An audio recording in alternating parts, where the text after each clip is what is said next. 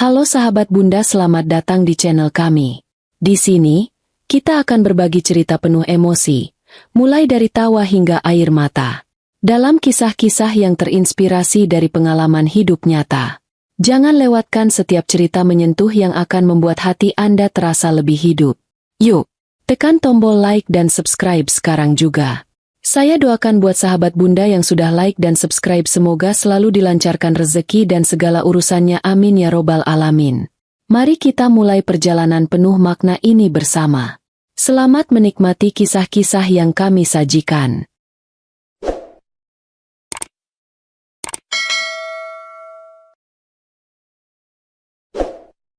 Alia duduk di sudut meja makan dengan kepala tertunduk.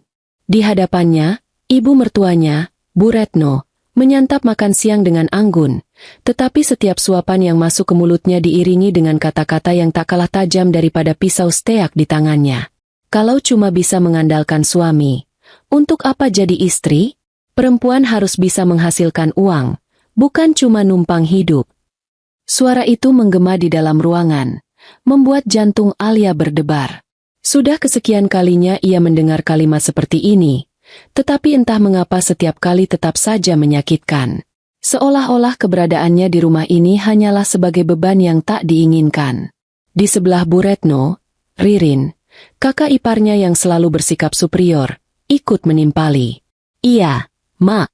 Dari awal aku sudah bilang, Mas Raka itu harusnya dapat istri yang lebih pantas.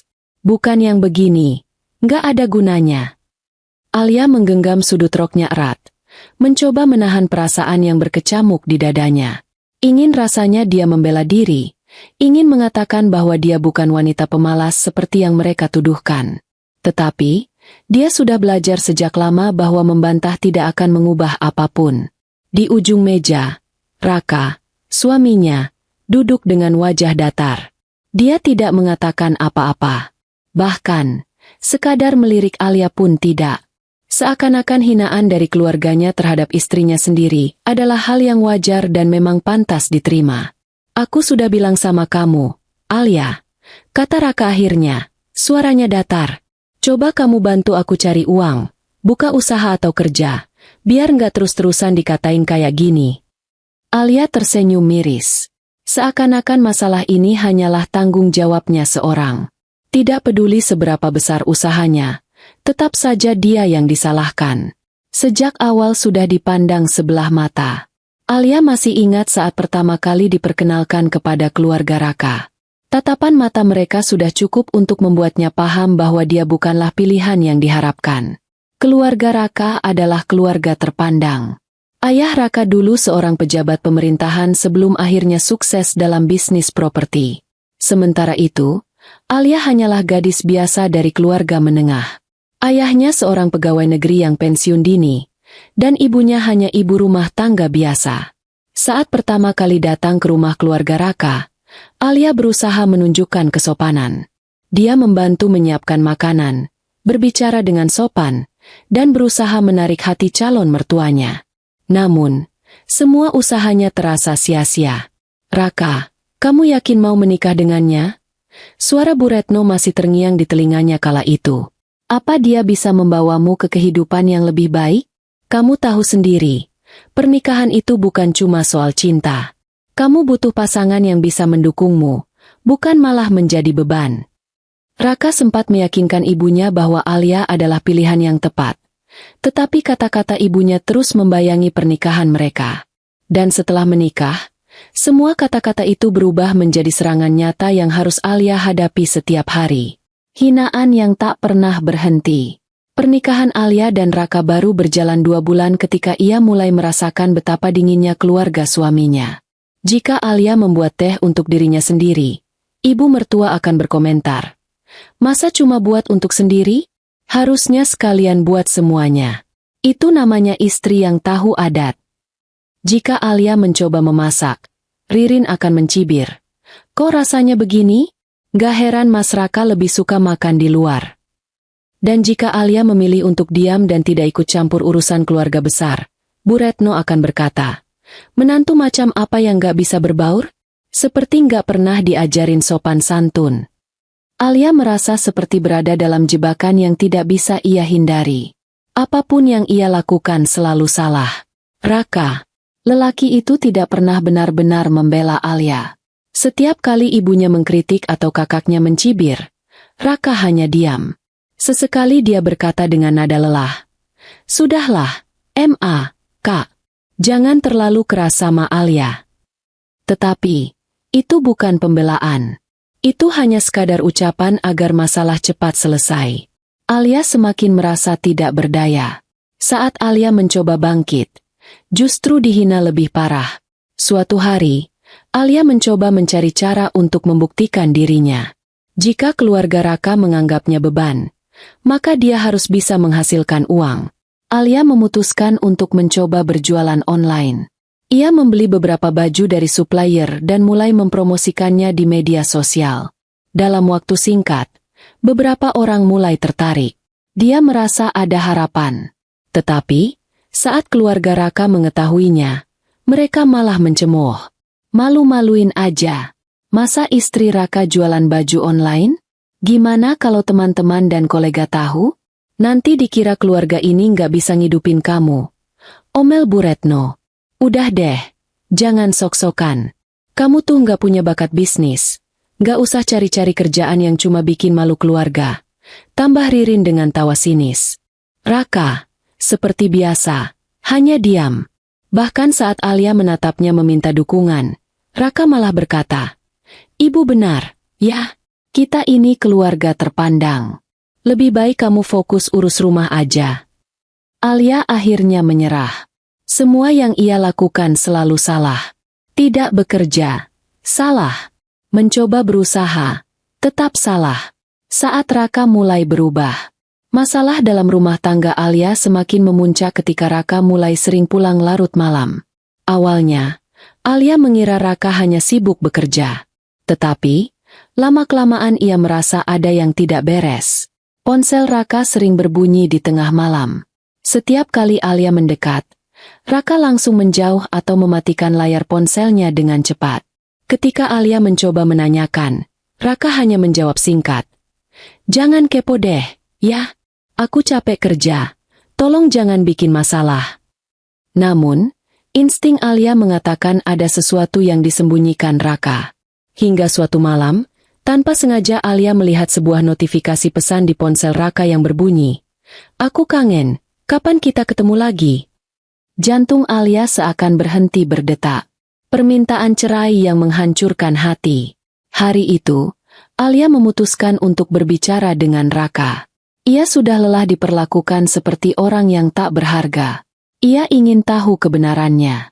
Namun, sebelum Alia sempat mengatakan apapun, Raka sudah lebih dulu mengeluarkan kata-kata yang membuat dunianya hancur. "Aku lelah. Alia, aku pikir kita harus cerai." Alia terpaku, seolah tidak percaya dengan apa yang baru saja ia dengar. "Kenapa?" Suaranya hampir berbisik. Raka menatapnya dengan wajah tanpa ekspresi. "Aku nggak bisa terus begini. Aku butuh pasangan yang bisa sejalan denganku. Kamu bukan orang itu, Alia." Air mata Alia jatuh tanpa bisa ia tahan. Setelah semua yang ia lalui, setelah semua hinaan yang ia terima, akhirnya ini adalah balasan yang ia dapatkan? Dia sudah mencoba mempertahankan pernikahannya. Dia sudah menahan semua rasa sakit. Tetapi, pada akhirnya, dia tetap dianggap tidak cukup baik. Di saat itulah, untuk pertama kalinya dalam hidupnya, Alia sadar bahwa dia harus berhenti berusaha menyenangkan orang-orang yang tidak pernah benar-benar menginginkannya. Dan sejak hari itu, ia berjanji bahwa dia tidak akan pernah lagi membiarkan siapapun meremehkannya. Alia masih duduk terdiam di sudut ranjang ketika kata-kata itu kembali terngiang di kepalanya. "Aku pikir kita harus cerai." Kalimat itu begitu sederhana, tapi cukup untuk menghancurkan dunianya dalam sekejap. Seakan semua pengorbanan yang ia lakukan selama ini tidak ada artinya. Seakan dia hanyalah sosok tidak berguna yang bisa dibuang kapan saja. Matanya masih sembab setelah semalaman menangis. Raka bahkan tidak menemaninya setelah mengatakan hal itu. Setelah melemparkan kalimat yang begitu menyakitkan, pria itu hanya mengambil kunci mobil dan pergi begitu saja, meninggalkan Alia sendirian di kamar mereka yang dingin dan sunyi. Kenapa? Suara Alia bergetar ketika ia akhirnya mengumpulkan keberanian untuk berbicara. Malam itu, ketika Raka akhirnya pulang, Alia menunggunya di ruang tamu. Ia tidak akan membiarkan ini terjadi begitu saja. Ia berhak tahu alasan di balik keputusan sepihak ini. Raka menghela napas panjang, seolah-olah ia sedang menghadapi sesuatu yang sangat melelahkan. Ia menjatuhkan diri di sofa, melonggarkan dasinya, dan menatap Alia dengan tatapan yang kosong. Aku nggak bisa terus begini, ya? Alia menggigit bibirnya. Begini bagaimana? Apa aku melakukan kesalahan? Raka mendesah. Nggak ada yang salah. Aku cuma sadar. Kita ini beda dunia, Alia. Beda dunia? Alia nyaris tertawa mendengar alasan itu. Jadi, kamu baru menyadari itu setelah kita menikah selama 3 tahun. Alia berusaha menjaga suaranya agar tetap tenang, tapi ia tidak bisa menyembunyikan kekecewaan yang mendalam. Aku sudah menyadarinya sejak lama, jawab Raka datar. Tapi aku mencoba bertahan. Aku pikir semuanya akan baik-baik saja seiring waktu. Tapi ternyata enggak. Alia menggeleng pelan, merasa tubuhnya mulai bergetar. Atau ini sebenarnya karena perempuan lain? Mata Raka sedikit membelalak, tanda bahwa ia tidak menyangka Alia akan menanyakan hal itu. Tapi ia cepat menguasai dirinya dan tersenyum kecil. Alia, jangan berprasangka buruk. Aku hanya ingin kita sama-sama bahagia. Dan aku nggak bisa bahagia kalau kita terus seperti ini. Kata-kata itu seperti tamparan di wajahnya. Kamu nggak bisa bahagia? Raka, aku sudah menahan semua cemoohan dari keluargamu. Aku sudah bertahan dengan semua hinaan, mencoba menyesuaikan diri, mencoba membuat pernikahan ini berhasil. Tapi pada akhirnya, kamu malah bilang kamu nggak bahagia. Raka mengangkat bahu. Aku nggak bisa terus bertahan hanya karena kasihan. Ya, aku juga punya hak untuk memilih jalan hidupku sendiri. Saat itu, Alia tahu tidak ada gunanya berdebat lebih jauh. Raka tidak lagi menginginkannya.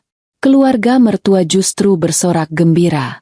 Esok harinya, sebelum Alia sempat memikirkan langkah selanjutnya, kabar tentang perceraian mereka sudah tersebar di rumah itu. Ketika Alia turun dari kamar untuk sarapan, dia mendapati Bu Retno dan Ririn sudah duduk di ruang makan dengan wajah berseri-seri, seakan mereka baru saja mendapat kabar baik.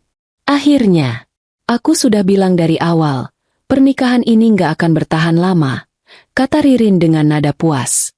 Bu Retno mengangguk setuju. Baguslah kalau Raka sudah sadar. Sekarang tinggal cari istri yang lebih pantas. Alia menatap mereka dengan nanar.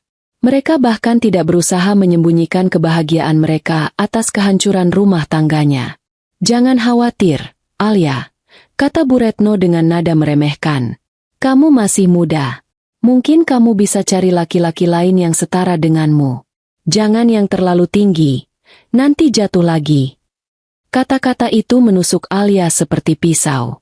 Namun, ia tidak akan membiarkan mereka melihatnya menangis. Tidak lagi. Dengan sisa harga diri yang ia miliki, Alia menegakkan punggungnya. Terima kasih atas sarannya, Bu. Tapi saya rasa saya bisa mencari jalan saya sendiri. Ia berbalik dan meninggalkan meja makan itu, tanpa menyentuh sepiring roti yang sudah ia siapkan. Ketika hari perceraian mereka tiba, Alia meninggalkan rumah itu hanya dengan sebuah koper kecil berisi pakaian dan beberapa barang pribadinya. Tidak ada yang menahannya. Tidak ada yang peduli. Raka bahkan tidak merasa perlu berbicara dengannya untuk terakhir kali. Setelah hakim mengetuk palu dan pernikahan mereka resmi berakhir, Alia menatap Raka untuk terakhir kalinya, mencari sedikit saja tanda bahwa pria itu menyesali keputusannya. Namun, yang ia temukan hanyalah wajah tanpa ekspresi. Ketika Alia melangkah keluar dari gedung pengadilan, untuk pertama kalinya dalam 3 tahun terakhir, ia merasa benar-benar sendirian. Tidak ada rumah untuk pulang. Tidak ada tempat untuk bersandar. Namun, di saat yang sama, ia juga merasakan sesuatu yang baru. Kebebasan. Di dalam taksi yang membawanya pergi, Alia menatap keluar jendela. Ia melihat gedung-gedung tinggi, Orang-orang yang berlalu lalang dengan langkah penuh percaya diri, dan kendaraan yang melintas dengan cepat. Dunia ini terus bergerak maju, sementara ia baru saja kehilangan segalanya. Namun, ia tidak akan membiarkan dirinya terpuruk selamanya. Jika selama ini keluarga Raka menganggapnya sebagai wanita yang tidak berguna, maka ia akan membuktikan bahwa mereka salah. Ia tidak akan menangis lagi. Ia tidak akan meminta belas kasihan. Ia akan bangkit, dan suatu hari nanti, mereka semua akan melihat bahwa perempuan yang mereka hina ini bisa berdiri lebih tinggi daripada mereka. Dan saat itu tiba, ia akan melihat ekspresi mereka yang tercengang, tidak percaya bahwa wanita yang dulu mereka anggap tidak ada artinya kini telah berubah menjadi seseorang yang jauh lebih besar dari yang pernah mereka bayangkan. Dengan tekad membara, Alia menggenggam erat koper kecilnya. Hari ini, ia kehilangan suami. Tapi hari ini juga, ia mendapatkan kembali dirinya sendiri. Alia menatap kosong keluar jendela taksi yang membawanya ke tempat tinggal sementaranya. Gedung-gedung tinggi di Jakarta terlihat begitu megah, berbanding terbalik dengan perasaannya yang kosong dan terluka. Hari itu, ia resmi menjadi seorang wanita yang telah diceraikan. Sendirian, tanpa harta, tanpa tempat untuk pulang. Namun, meskipun hatinya masih perih, ia berjanji tidak akan membiarkan dirinya terpuruk. Keluarga Raka telah menganggapnya sebagai perempuan tak berguna, seorang istri yang hanya menjadi beban. Sekarang, ia akan membuktikan bahwa mereka salah besar. Bu, kita sudah sampai. Suara sopir taksi membuyarkan lamunannya. Alia mengedarkan pandangan dan menyadari ia telah tiba di sebuah rumah kontrakan kecil yang akan menjadi tempat tinggalnya sementara. Tak mewah, jauh dari kenyamanan rumah mantan suaminya. Tapi disinilah ia akan memulai segalanya dari nol. Ia membayar ongkos taksi, menarik koper kecilnya, dan melangkah masuk. Aroma khas rumah tua menyambutnya. Dindingnya sedikit kusam, dan perabotannya seadanya. Tapi ini adalah awal yang harus ia jalani. Di dalam rumah kosong itu, Alia duduk di lantai dengan punggung bersandar di dinding. Udara terasa lebih sepi dibanding sebelumnya. Tak ada suara hinaan dari mertua, tak ada cibiran dari kakak ipar, dan tak ada tatapan dingin dari suami yang dulu ia cintai. Kini, ia hanya memiliki dirinya sendiri. Alia tahu ia tidak bisa terus bersedih. Ia harus segera mencari cara untuk menghasilkan uang. Uang tabungannya hampir habis, dan ia harus bertahan hidup. Dulu, saat masih bersama Raka, ia pernah mencoba berjualan baju online, tapi mertuanya malah mencemoohnya habis-habisan. Kini, tak ada lagi yang mengatur atau meremehkannya. Ia bisa melakukan apapun yang ia mau. Malam itu, Alia mengeluarkan ponselnya dan mulai mencari peluang bisnis yang bisa ia jalankan. Ia bergabung dengan beberapa grup bisnis online, membaca kisah-kisah pengusaha sukses, dan mencari inspirasi. Ia mengingat bahwa ia memiliki sedikit pengalaman dalam bisnis fashion. Ia juga tahu tren pakaian wanita yang sedang populer di media sosial. Jika ia bisa memulai bisnis baju online lagi dengan strategi yang lebih baik, mungkin ini bisa menjadi jalannya menuju kesuksesan. Masalah pertama yang ia hadapi adalah modal. Alia hanya memiliki sisa tabungan sekitar 3 juta rupiah, jumlah yang sangat kecil untuk memulai bisnis. Namun, ia tak mau menyerah. Ia mencari supplier baju yang bersedia memberikan sistem pre-order, sehingga ia tidak perlu membeli stok dalam jumlah besar. Malam itu, Alia begadang membuat katalog produk, mengambil gambar dari supplier, dan mulai mempromosikannya di media sosial. Ia juga menggunakan akun TikTok dan Instagram untuk mulai membangun bisnisnya. Awalnya, tak ada yang tertarik, tak ada pesanan yang masuk. Tapi Alia tak menyerah. Ia terus membuat konten promosi, menawarkan harga khusus untuk pelanggan pertama, dan menggunakan strategi pemasaran yang ia pelajari dari internet. Minggu pertama terasa berat. Alia berusaha menjual baju dengan sistem pre-order, tapi banyak orang yang ragu untuk membeli. Beberapa calon pelanggan bahkan membatalkan pesanan karena kurang percaya. Ia mencoba menawarkan produknya ke teman-teman lama, tapi sebagian besar menolak dengan alasan sudah punya langganan sendiri. Di tengah kesulitan itu, Alia hampir saja merasa putus asa. Mungkin memang benar aku tak berbakat dalam bisnis, pikirnya. Tapi kemudian ia teringat wajah puas Bu Retno dan Ririn saat mereka tahu Raka menceraikannya. Ia teringat tatapan meremehkan mereka yang seolah berkata bahwa hidupnya akan hancur setelah ditinggalkan Raka. Tidak, aku tidak akan membiarkan mereka benar. Alia menguatkan hatinya. Ia mencari strategi lain, mulai aktif di grup jual beli, dan menggunakan teknik pemasaran yang lebih menarik. Hingga suatu hari, sebuah pesanan pertama akhirnya masuk. Hanya satu potong baju, tapi cukup untuk membuat semangatnya kembali menyala. Hari demi hari, Alia semakin giat membangun bisnisnya. Ia memperbaiki strategi pemasarannya, mulai membuat video singkat yang menarik, dan meningkatkan kualitas pelayanan pelanggan. Lama-kelamaan, pesanan mulai berdatangan. Pelanggan yang puas mulai merekomendasikan bisnisnya ke teman-teman mereka. Dalam waktu 3 bulan, Alia sudah mampu menjual puluhan baju setiap minggunya. 6 bulan kemudian, ia mulai meraih keuntungan yang cukup besar. Dengan uang yang ia kumpulkan, ia menyewa tempat yang lebih layak untuk dijadikan gudang penyimpanan stok. Ia juga mulai merekrut 1 orang karyawan untuk membantunya mengelola pesanan. 1 tahun setelah perceraiannya, Alia berhasil mengembangkan bisnisnya menjadi sebuah butik online yang cukup dikenal. Keuntungan yang ia dapatkan jauh lebih besar dibanding saat ia masih bergantung pada Raka. Kini, ia memiliki kebebasan finansial. Ia bisa membeli mobilnya sendiri, menyewa apartemen yang lebih nyaman, dan bahkan memiliki tim kecil yang bekerja dengannya. Yang paling membanggakan, ia bisa membuktikan bahwa dirinya bukanlah wanita lemah yang hanya bergantung pada suami. Alia kini adalah seorang wanita sukses. Suatu hari, Alia memutuskan untuk pergi ke salah satu pusat perbelanjaan elit di Jakarta. Ia ingin membeli beberapa barang untuk butik barunya. Hari itu, ia mengenakan dress elegan berwarna putih dengan high heels yang membuatnya terlihat semakin anggun. Di tangan kanannya, ia menggenggam tas mewah hasil dari kerja kerasnya sendiri. Yang membuatnya lebih bangga, ia tidak datang sendirian. Ia kini memiliki sopir pribadi yang mengantarkannya kemanapun ia mau. Mobil Alphard hitam yang ia beli dengan hasil jerih payahnya kini terparkir di depan pintu masuk pusat perbelanjaan itu. Saat pintu mobil terbuka dan sopirnya dengan sigap membantunya keluar, Alia melihat beberapa wajah yang tak asing. Di depan toko perhiasan, berdiri Bu Retno, Ririn, dan Raka. Ketiganya tampak tercengang saat melihat Alia turun dari mobil mewah dengan anggun, berbeda jauh dari wanita yang mereka hina dan tinggalkan dulu. Tatapan meremehkan yang dulu mereka tunjukkan kini berganti dengan keterkejutan dan ketidakpercayaan. Alia tersenyum tipis. Hari yang ia tunggu-tunggu akhirnya tiba. Kini, ia bukan lagi Alia yang dulu mereka remehkan. Kini, dialah yang membuat mereka merasa kepanasan. Alia melangkah turun dari mobil Alphard hitamnya dengan penuh percaya diri. Sepasang heels mahal yang membalut kakinya beradu dengan lantai marmer pusat perbelanjaan mewah itu, menimbulkan suara ketukan pelan yang memecah keheningan.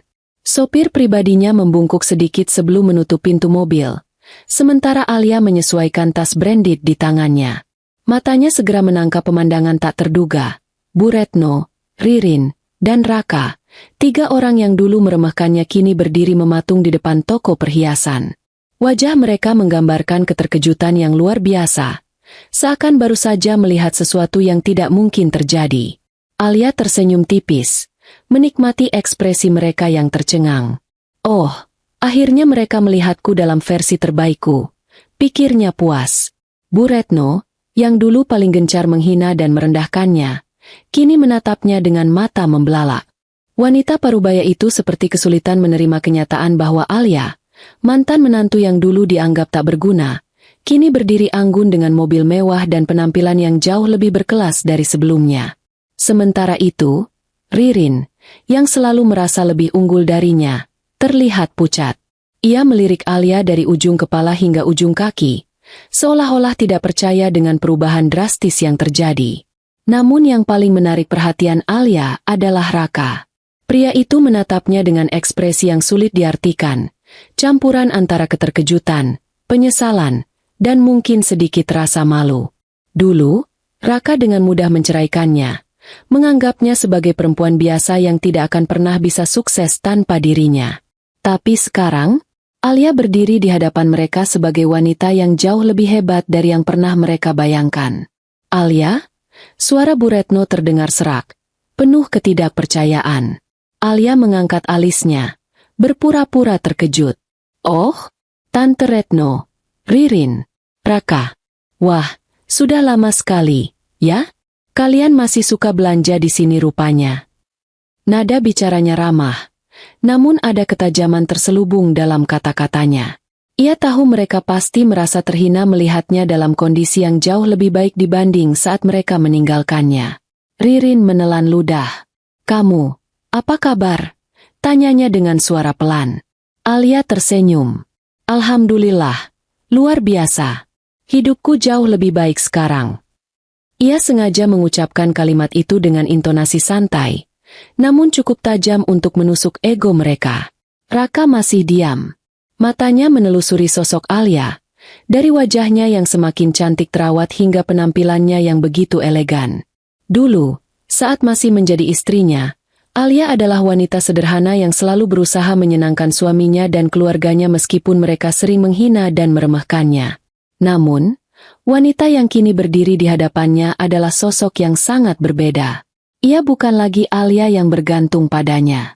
Ia bukan lagi Alia yang bisa direndahkan. Ia kini adalah wanita sukses yang bahkan lebih hebat dari dirinya. Dan itu menyakitkan bagi Raka. Kenapa dia bisa sukses secepat ini? Pikirnya dengan perasaan campur aduk.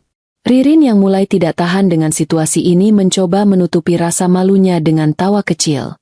"Hahaha. Wah, Alia, aku nggak nyangka kamu bisa seperti ini sekarang. Kok bisa sih?" Alia tersenyum lembut. "Oh, aku cuma bekerja keras. Setelah bercerai, aku sadar aku harus bangkit. Aku nggak bisa terus bergantung pada orang lain. Jadi aku membangun bisnisku sendiri. Alhamdulillah, sekarang berkembang pesat." Bisnis. Ririn dan Bu Retno saling berpandangan. Mereka selalu mengira bahwa Alia hanyalah wanita lemah yang tak akan bisa bertahan tanpa Raka. Tapi sekarang, kenyataan yang mereka lihat benar-benar berbeda. Bu Retno akhirnya mencoba mengendalikan situasi. Dengan nada dibuat-buat, ia tersenyum tipis. "Wah, hebat juga ya kamu. Tapi tentu saja, semua ini juga berkat Raka. Kalau dulu kamu nggak menikah dengan dia, mungkin kamu nggak akan punya motivasi untuk jadi seperti ini, kan?" Alia tertawa kecil. "Oh, tidak, Tante. Justru aku bersyukur bercerai dari Raka. Kalau aku masih bersamanya, mungkin aku masih terus hidup dalam bayang-bayang keluarga ini, terus dihina dan diremehkan. Perceraian adalah keputusan terbaik dalam hidupku, dan aku tidak menyesal sedikit pun." Jawaban itu membuat wajah Bu Retno menegang. Ririn menggigit bibirnya. "Kamu serius?" tanyanya pelan. Alia menatapnya dengan tajam. "Tentu saja. Aku tidak pernah sebahagia ini. Aku bisa melakukan apapun yang aku mau, tanpa harus menghadapi hinaan setiap hari. Jadi, terima kasih karena dulu kalian menganggapku tidak pantas. Kalau bukan karena itu, aku mungkin tidak akan berada di posisi ini sekarang." Bu Retno, Ririn, dan Raka terdiam. Mereka tidak tahu harus berkata apa. Alia menatap arlojinya dan tersenyum. "Oh, aku harus pergi. Masih ada beberapa pertemuan bisnis yang harus aku hadiri. Senang bertemu kalian." Ia melangkah melewati mereka dengan anggun, meninggalkan mereka dalam keadaan tercengang. Tepat sebelum naik ke dalam mobilnya, ia menoleh sebentar dan menambahkan, "Oh iya, semoga kalian juga bisa sukses. Tapi ingat, jangan pernah meremehkan seseorang, karena hidup selalu bisa berbalik arah." Dengan itu, ia masuk ke dalam mobilnya dan memberi isyarat pada sopirnya untuk pergi. Saat mobil Alphard hitam itu melaju pergi, Alia melihat dari kaca spion ekspresi wajah mereka yang dipenuhi keterkejutan, rasa malu, dan, mungkin, sedikit penyesalan. Mereka telah membuangnya. Mereka telah meremehkannya. Dan sekarang, merekalah yang merasa kepanasan melihat kesuksesannya. Mobil Alphard hitam yang membawa Alia melaju perlahan meninggalkan pusat perbelanjaan mewah itu. Dari kaca spion, Ia masih bisa melihat ekspresi wajah Bu Retno, Ririn, dan Raka yang masih terkejut dan tak percaya dengan apa yang baru saja terjadi. Mereka mengira hidupnya akan hancur setelah perceraian, tetapi kenyataannya justru sebaliknya. Kini, dialah yang berdiri sebagai pemenang. Sementara mobil terus melaju, Alia bersandar di kursi dengan senyum kecil di wajahnya. Dulu mereka menganggapku tidak berharga. Sekarang, lihat siapa yang menang, pikirnya dalam hati. Namun, di sisi lain, perasaan puas itu juga bercampur dengan sedikit refleksi. Perjalanan yang ia lalui untuk mencapai titik ini tidaklah mudah. Tidak ada yang diberikan secara cuma-cuma. Setiap keberhasilan yang ia raih datang dari kerja keras dan pengorbanannya sendiri. Alia menghela napas dan menatap keluar jendela. Pikirannya melayang ke masa lalu, mengingat kembali betapa sulitnya saat pertama kali ia harus memulai semuanya dari nol. Sementara itu, di depan toko perhiasan, Raka masih berdiri terpaku. Matanya masih menatap kosong ke arah jalan, ke tempat di mana mobil Alia tadi berada sebelum pergi. Dadanya terasa sesak. Ia masih mencoba memproses apa yang baru saja terjadi. Dulu, saat ia memutuskan menceraikan Alia, ia yakin bahwa itu adalah keputusan terbaik. Ia percaya bahwa Alia hanyalah perempuan biasa yang tidak akan bisa bertahan tanpanya. Bahkan, ia sempat berpikir bahwa Alia akan menyesali perceraian itu dan mungkin suatu hari datang memohon untuk kembali kepadanya. Tapi kenyataan yang ia lihat hari ini benar-benar berbeda. Alia bukan hanya bertahan, tetapi ia telah berkembang jauh lebih baik dari sebelumnya. "Kamu serius?" gumam Raka pelan, seolah berbicara pada dirinya sendiri. Sementara itu, Bu Retno dan Ririn pun masih tampak terguncang. "Aku nggak percaya. Itu Alia, kan? Kok bisa dia sukses secepat itu?" ujar Ririn, masih sulit menerima kenyataan. Bu Retno menatapnya dengan ekspresi masam. Hatinya terbakar oleh rasa malu dan kekesalan. Bagaimana bisa wanita yang dulu mereka hina kini muncul dalam kehidupan mereka dengan begitu gemilang? Ia tidak bisa membiarkan ini. Malam harinya, Bu Retno tidak bisa tidur. Matanya terus menatap langit-langit kamar, memikirkan pertemuannya dengan Alia siang tadi. Bagaimana bisa seorang wanita biasa yang dulu ia remehkan kini berubah menjadi pengusaha sukses? Rasa penasaran yang bercampur dengan gengsi membuatnya mengeluarkan ponsel dan mulai mencari informasi tentang Alia. Ia membuka Instagram dan mengetik nama mantan menantunya itu. Betapa terkejutnya Bu Retno saat melihat akun Alia kini memiliki ratusan ribu pengikut. Foto-foto yang dipostingnya menunjukkan gaya hidup yang kini jauh lebih mapan dibandingkan ketika masih menjadi istri Raka. Di bio akunnya, tertulis dengan jelas, CEO founder Alia Fashion Boutique Women's Empowerment Advocate Business Mentor. Bu Retno tercengang. Ia menggulir layar lebih jauh dan menemukan banyak unggahan tentang bisnis Alia. Mulai dari unggahan testimoni pelanggan, foto koleksi fashion terbarunya, hingga cuplikan seminar bisnis yang ia hadiri. Tak hanya itu, ada juga beberapa wawancara dan artikel bisnis yang menampilkan kisah perjalanan Alia dari seorang istri yang diremehkan hingga menjadi pengusaha sukses. Tidak mungkin. Bagaimana bisa dia sejauh ini? Gumam Bu Retno tak percaya. Tapi satu hal yang paling menusuk hatinya adalah komentar-komentar di postingan Alia. Mbak Alia benar-benar inspirasi. Dulu sempat direndahkan, sekarang malah lebih sukses dari mereka yang menghina. Buktinya, perempuan bisa sukses tanpa laki-laki. Salut! Perjalanan hidup Mbak Alia bikin aku semangat buat bangkit dari keterpurukan. Bisepker. Wajah Bu Retno memerah. Ia tak menyangka bahwa orang-orang ternyata tahu tentang kisah Alia, termasuk bagaimana ia dihina oleh keluarga mantan suaminya sendiri. Di tempat lain, Raka juga tak bisa tidur. Ia masih memikirkan bagaimana Alia bisa berubah menjadi sosok yang begitu sukses dan mandiri. Dulu, aku yang meninggalkannya. Tapi kenapa sekarang aku yang merasa kehilangan? Tanpa sadar, tangannya membuka galeri ponsel. Ia masih menyimpan beberapa foto lama bersama Alia. Foto-foto dari masa ketika mereka masih menjadi suami istri. Saat itu, Alia hanyalah seorang perempuan sederhana yang mencintainya dengan tulus. Ia rela melakukan apapun untuk Raka dan keluarganya, meskipun balasannya hanyalah hinaan dan cemoohan. Kini, perempuan yang dulu ia abaikan telah menjadi sosok yang jauh lebih baik. Dan ia tetap di tempatnya, tidak mengalami perubahan apapun. Raka mendesah panjang. Untuk pertama kalinya, ia merasa bahwa mungkin ia telah membuat keputusan yang salah. Ririn, yang juga masih sulit menerima kenyataan, akhirnya mendapat ide. Bagaimana kalau kita coba mendekati Alia lagi? Bu Retno mengangguk. Benar juga.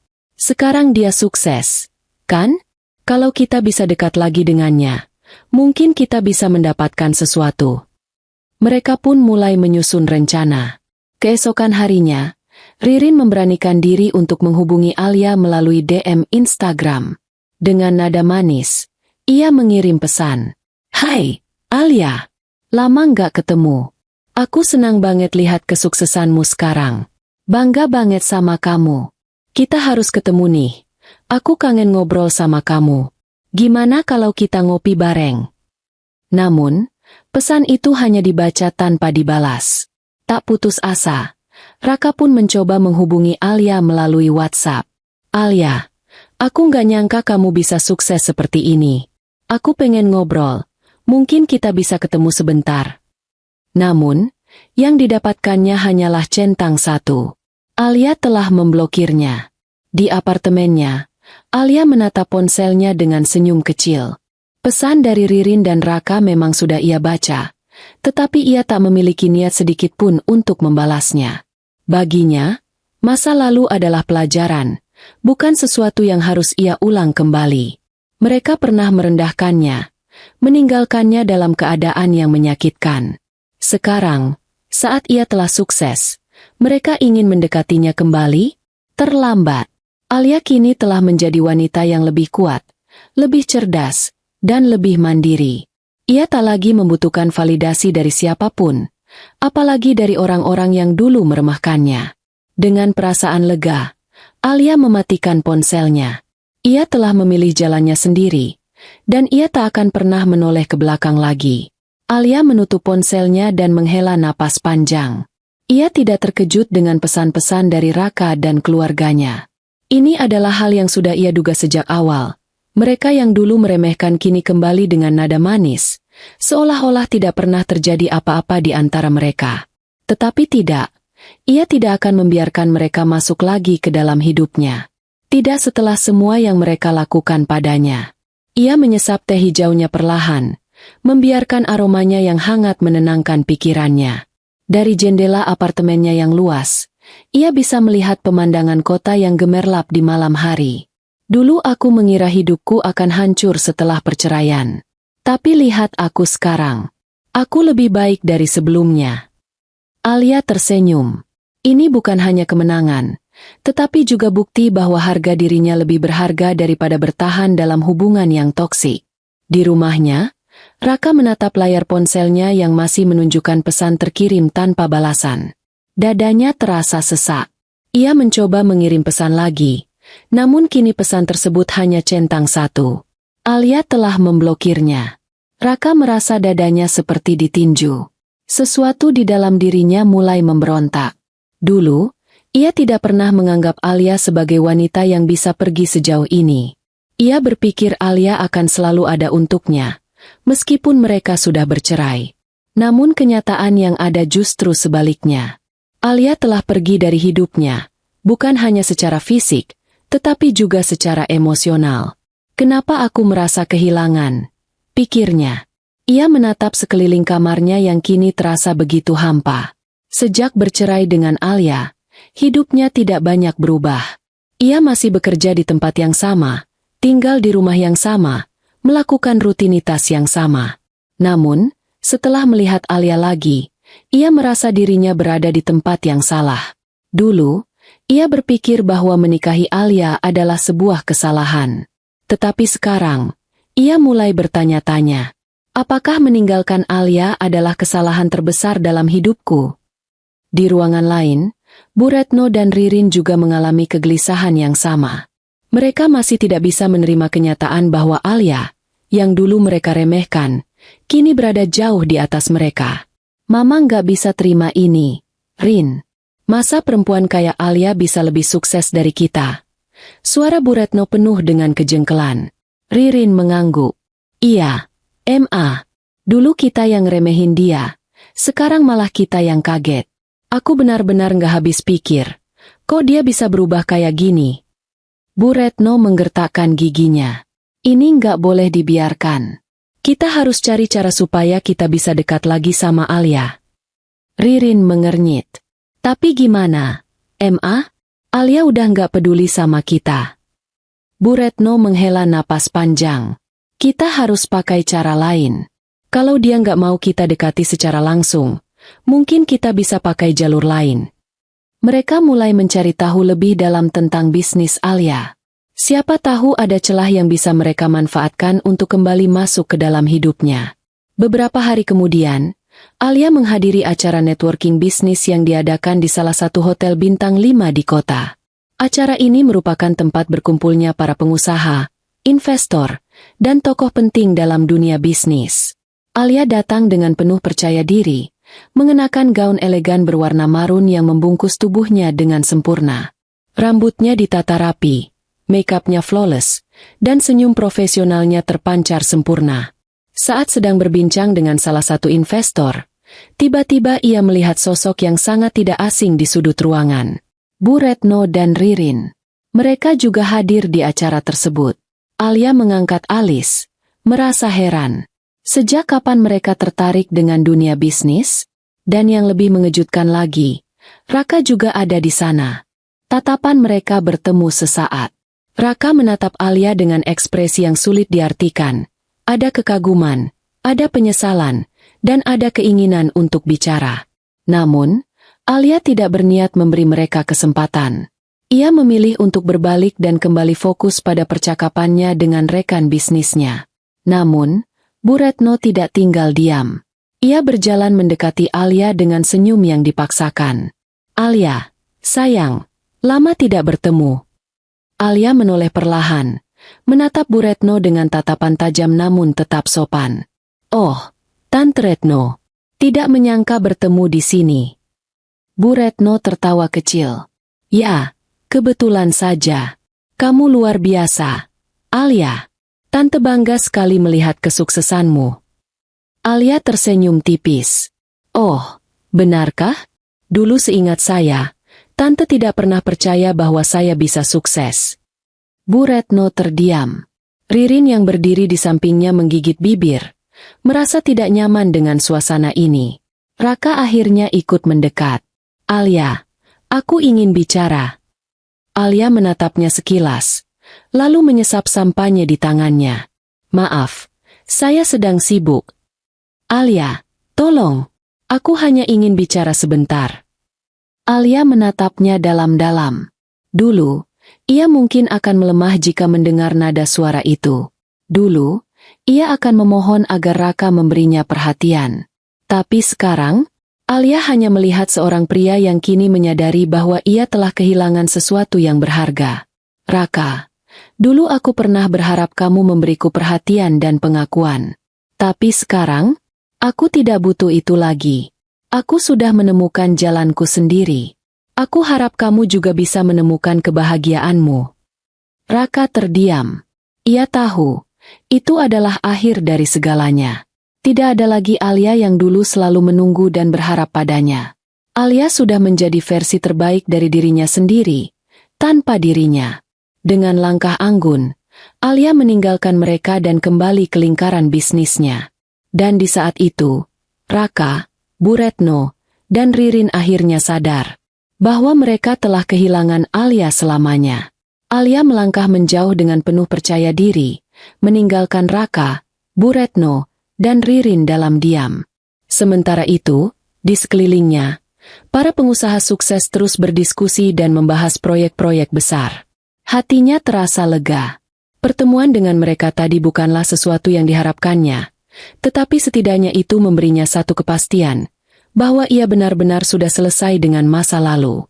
Ia tidak lagi memiliki dendam atau kemarahan. Tidak ada lagi kesedihan atau luka. Yang tersisa hanyalah keyakinan bahwa ia telah mengambil jalan yang benar.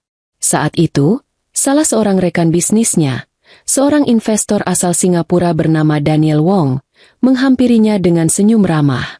"Alia, are you okay?" Tanyanya dengan nada perhatian. Alia tersenyum. "I'm perfectly fine, Daniel. Thank you for asking." Daniel mengangguk. "Good. By the way, the investors from Dubai are interested in your brand expansion. I think we should set up a meeting next week." Mata Alia berbinar. Ini adalah kabar luar biasa. "That sounds great. Let's discuss the details later." Daniel tersenyum puas. "I knew you'd say that. That's why I admire you, Alia.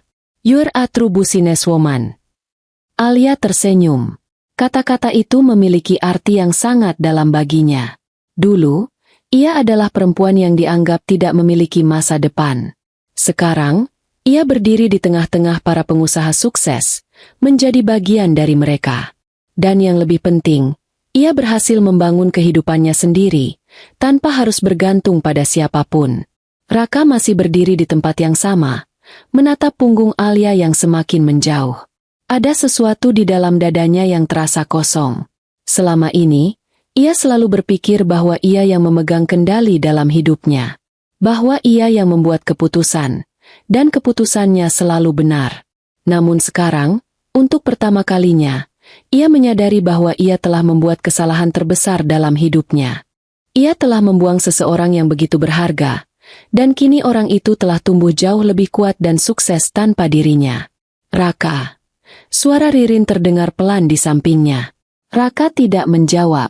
Bu Retno juga tampak masih terkejut. Wajahnya yang biasanya selalu penuh percaya diri kini terlihat kusut dan canggung. "Mama nggak nyangka Alia bisa sejauh ini," gumamnya dengan nada pahit. Raka menghela napas panjang. "Aku juga." Ada penyesalan mendalam di hatinya. Dulu, ia berpikir bahwa dengan meninggalkan Alia, ia bisa mendapatkan kehidupan yang lebih baik. Tapi nyatanya, kehidupan yang lebih baik justru dimiliki oleh Alia, tanpa dirinya. Setelah kejadian di acara bisnis itu, Raka mulai merasakan perubahan besar dalam hidupnya. Ia mulai menyadari bahwa kebahagiaan yang selama ini ia cari ternyata tidak ada di tempat lain, melainkan di dalam dirinya sendiri, dan ia telah menyia-nyiakannya. Sementara itu, Bu Retno dan Ririn juga merasakan dampaknya. Mereka tidak lagi bisa dengan bangga menyombongkan diri di hadapan orang lain. Semua orang yang mereka kenal mulai mengetahui kesuksesan Alia, dan beberapa di antara mereka bahkan bertanya dengan nada sinis, "Kenapa dulu kalian melepas menantu sebaik itu?"